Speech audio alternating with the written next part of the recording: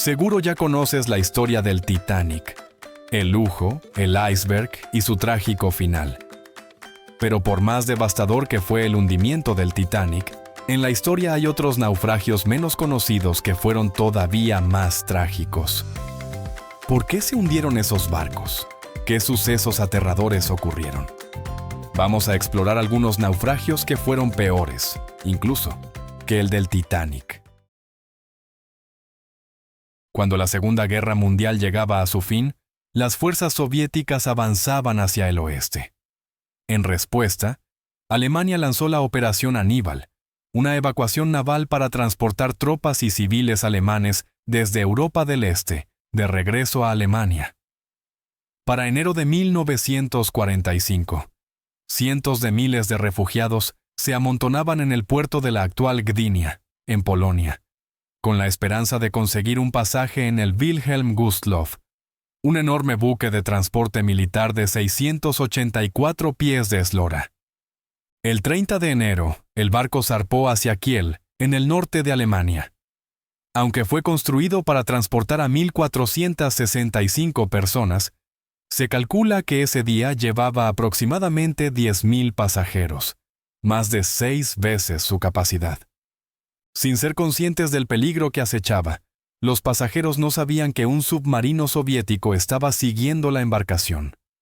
A las 9 de la noche, 3 torpedos impactaron el barco, uno en la popa, otro en la proa y uno más en el centro. Los sobrevivientes de las explosiones iniciales corrieron a la cubierta, pero la mayoría de los botes salvavidas estaban congelados y no se podían mover. El barco comenzó a escorar a babor, haciendo inaccesibles los botes salvavidas de estribor.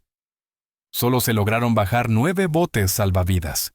Con tan pocos botes y temperaturas heladas por debajo de los 39 grados Fahrenheit, muchos pasajeros saltaron al helado mar Báltico, donde el tiempo de supervivencia era de apenas unos minutos.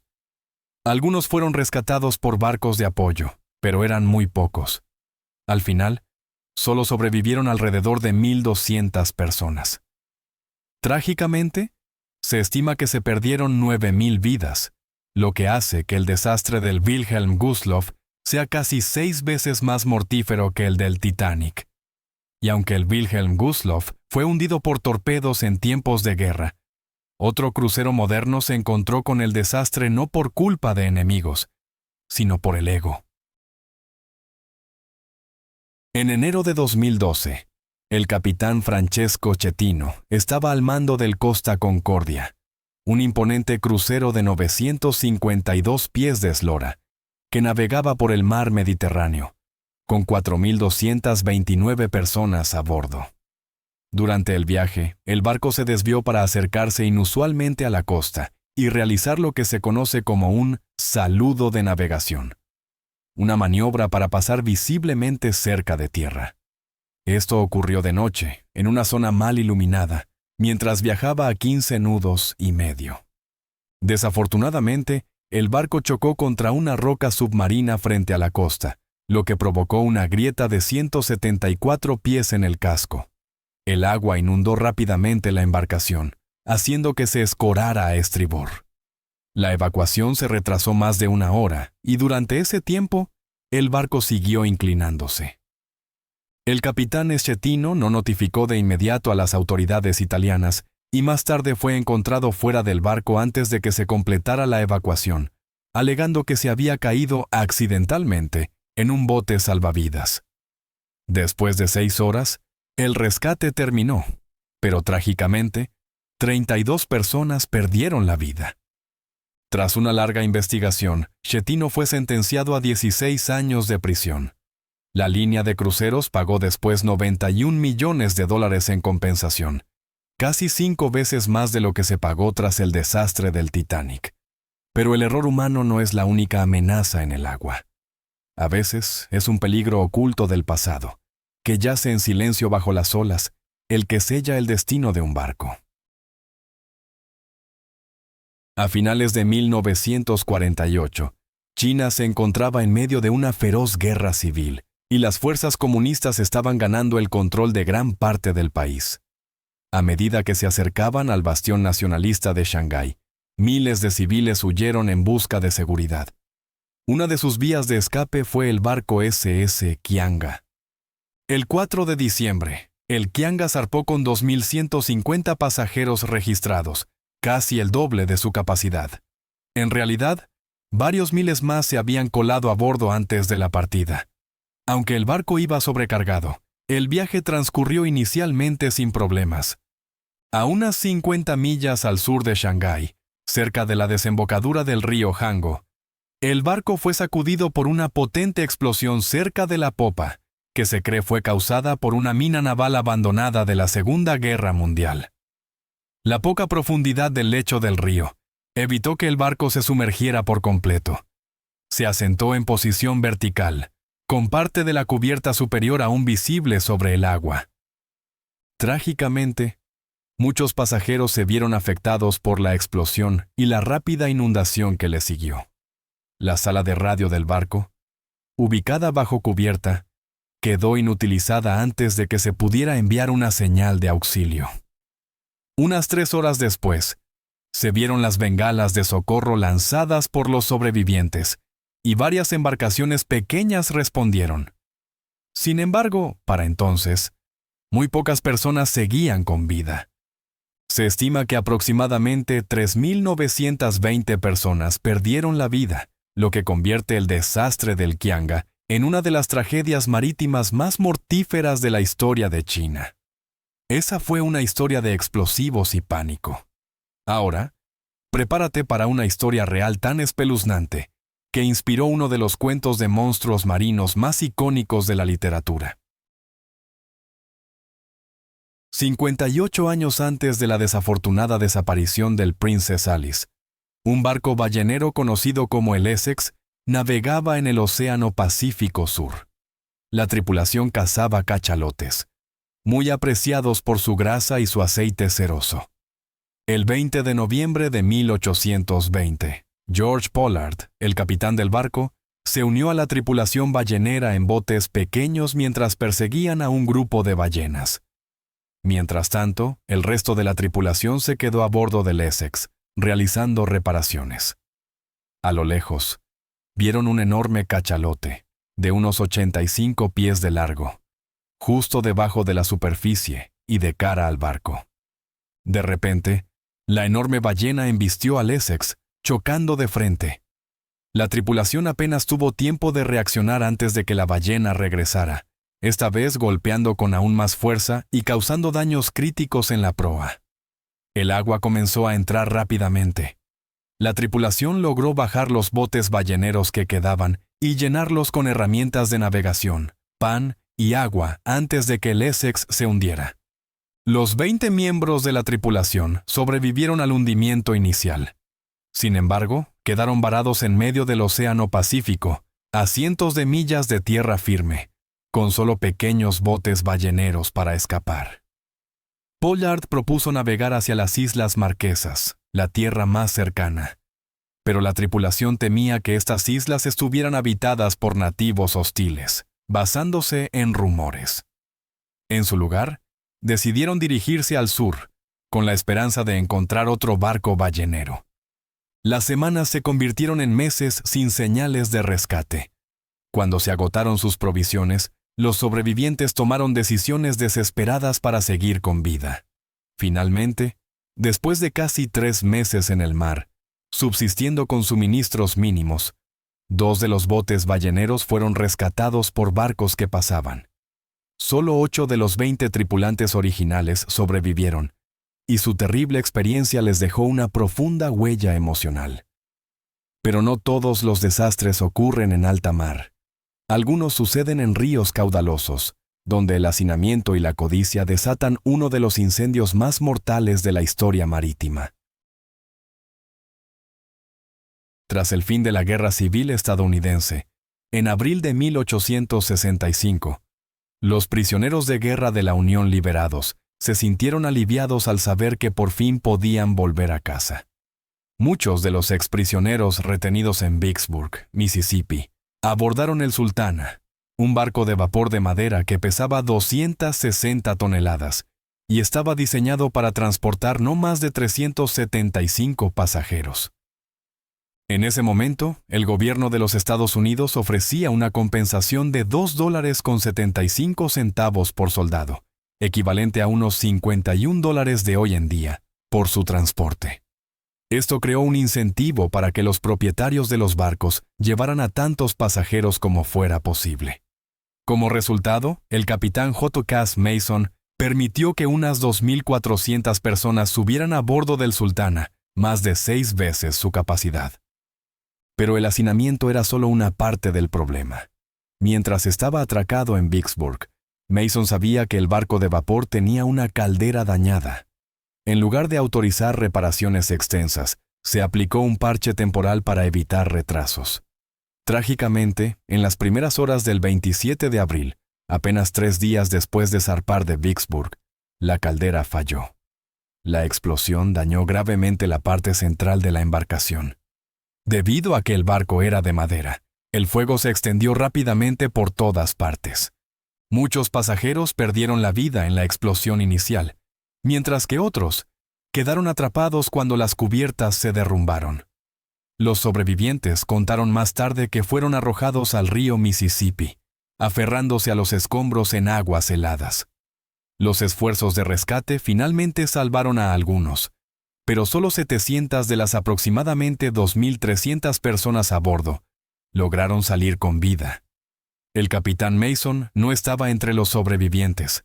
La tragedia del Sultana sigue siendo uno de los desastres marítimos más mortales en la historia de los Estados Unidos. Y si bien la explosión del Sultana conmocionó a una nación, otro barco se deslizó silenciosamente bajo las olas, con una fortuna en oro que sacudiría la economía mundial. A mediados del siglo XIX, la fiebre del oro arrasó en los Estados Unidos. Para mover el oro, se utilizaban barcos de vapor, como el SS Central America, de 278 pies de eslora. El 3 de septiembre de 1857, el barco partió de Colón, Panamá, transportando más de 9 toneladas de oro a Nueva York. 6 días después, se topó con un huracán frente a la costa de las Carolinas. Vientos de más de 100 millas por hora y olas gigantescas dañaron el barco, y el agua comenzó a inundarlo. Para el 11 de septiembre, la caldera falló.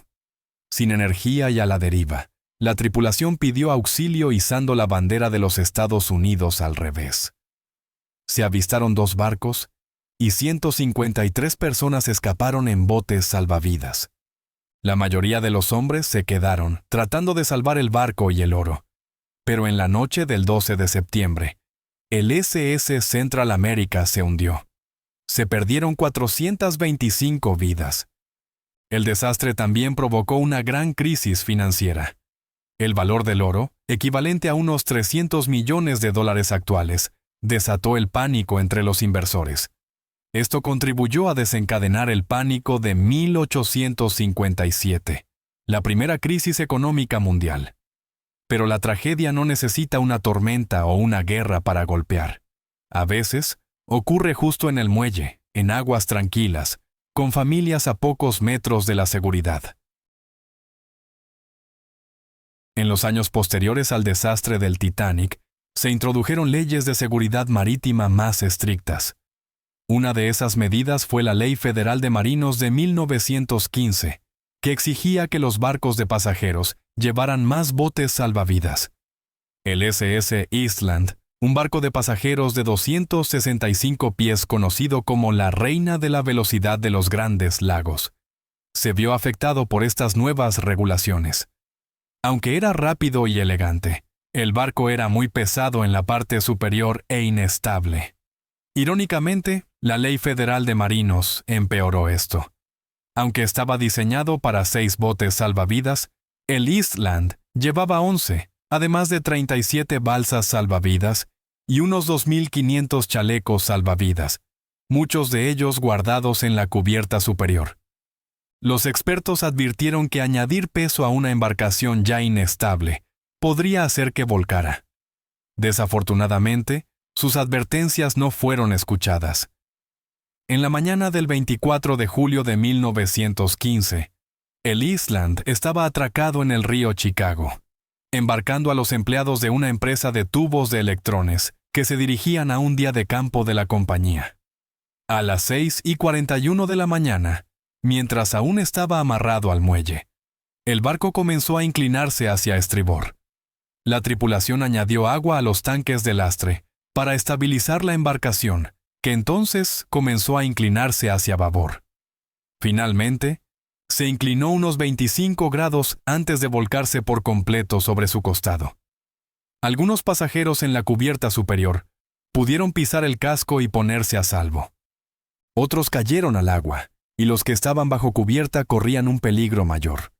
Algunos fueron golpeados por muebles que se movían o lucharon por escapar, mientras el agua entraba a raudales. De las aproximadamente 2.500 personas a bordo, 844 perdieron la vida. La tragedia ocurrió cerca de la orilla y sigue siendo uno de los naufragios más mortales en la historia de Estados Unidos. Y por más impactante que haya sido eso, imagina un choque en un río rodeado por una de las ciudades más grandes del mundo, donde cientos de personas mueren no solo por ahogamiento, sino por agua envenenada. El río Támesis de Londres alberga lugares emblemáticos como el Big Ben, el Puente de la Torre y el London Eye, pero también guarda una tragedia menos conocida. En septiembre de 1876, el vapor de ruedas Princess Alice regresaba de una excursión de un día a Sheerness, en la costa de Kent. Mientras navegaba río arriba, se avistó un buque de carga, el SS Bywell Castle, que se dirigía río abajo. Al principio, no hubo mucha preocupación, pero a medida que las embarcaciones se acercaban, la confusión se apoderó de todos. El Bywell Castle, mucho más grande con sus 890 toneladas, no pudo evitar al vapor más pequeño. A pesar de los esfuerzos del capitán del Princess Alice, William Grinstead, el buque de carga golpeó el centro de la embarcación, que rápidamente se partió en dos y se hundió. Aunque el Támesis tenía solo 1/3 de milla de ancho, muchos pasajeros no sabían nadar. La ropa pesada dificultaba mantenerse a flote. Trágicamente, la colisión ocurrió cerca de las estaciones de bombeo de aguas residuales de Londres. En esa época, el río recibía descargas regulares de desechos sin tratar, y una de ellas había ocurrido poco antes del accidente. De las aproximadamente 700 personas a bordo, solo sobrevivieron unas 130. Lamentablemente, varias más murieron días después, debido a enfermedades relacionadas con el agua contaminada. Este suceso sigue siendo uno de los desastres marítimos en tiempos de paz más devastadores de la historia británica. Apenas hemos comenzado. Suscríbete y activa la campanita, porque el próximo naufragio podría ser uno del que nunca has oído hablar y que no olvidarás. En julio de 1945, cerca del final de la Segunda Guerra Mundial, el USS Indianapolis comenzó una misión a través del Pacífico. El buque de 610 pies transportaba a 1.195 marineros e infantes de marina. Después de entregar un cargamento secreto, fue alcanzado por 2 torpedos de un submarino japonés. La explosión golpeó el tanque de combustible y partió el barco en 2. Se hundió en 12 minutos, dejando a unos 300 hombres sin poder escapar. Alrededor de 900 sobrevivieron al hundimiento, pero quedaron flotando en mar abierto. Muchos estaban cubiertos de aceite, sufrían de calor durante el día y sentían temperaturas heladas por la noche. Sin suficientes balsas o chalecos salvavidas, quedaron expuestos. Pronto aparecieron tiburones, aumentando el peligro durante los días siguientes. Aunque se enviaron señales de socorro, no llegó ayuda. 3 estaciones diferentes recibieron los mensajes, pero no respondieron. 4 días después, un avión estadounidense que pasaba por la zona avistó a los sobrevivientes. Los barcos de rescate llegaron poco después. De los 1.195 tripulantes originales, solo se salvaron 316.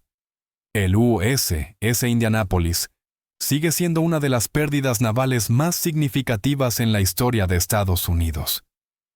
Un desastre en la guerra es trágico, pero ¿en tiempos de paz? Ahí es cuando golpea el verdadero horror, como lo que sucedió en este ferry de vacaciones que se convirtió en un infierno flotante. En diciembre de 1987, pasajeros en Filipinas abordaron el MV Doña Paz para volver a casa por las fiestas. El ferry de 305 pies de eslora estaba autorizado para transportar a 1,518 pasajeros, pero los informes sugieren que había más de 4,000 personas a bordo. En la mañana del 20 de diciembre, la embarcación partió de Leyte, esperando llegar a Manila temprano al día siguiente.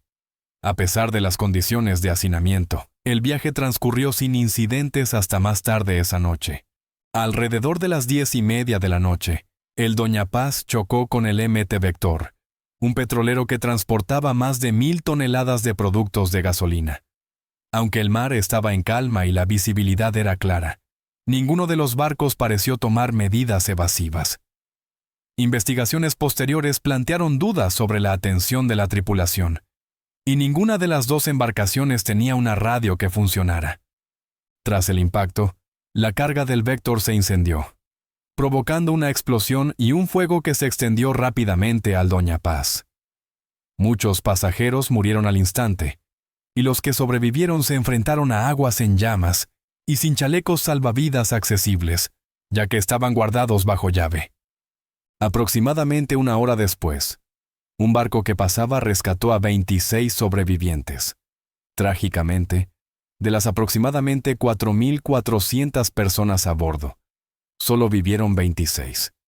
Este suceso cobró muchas más vidas que el Titanic, y es ampliamente considerado como el desastre marítimo en tiempos de paz más mortífero del mundo.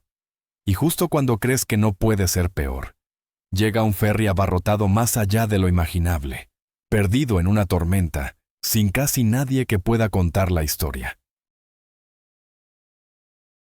En septiembre de 2002, el Yola, un ferry de 260 toneladas, partió del puerto de Ziguinchor, en el sur de Senegal, con destino a la capital, Dakar.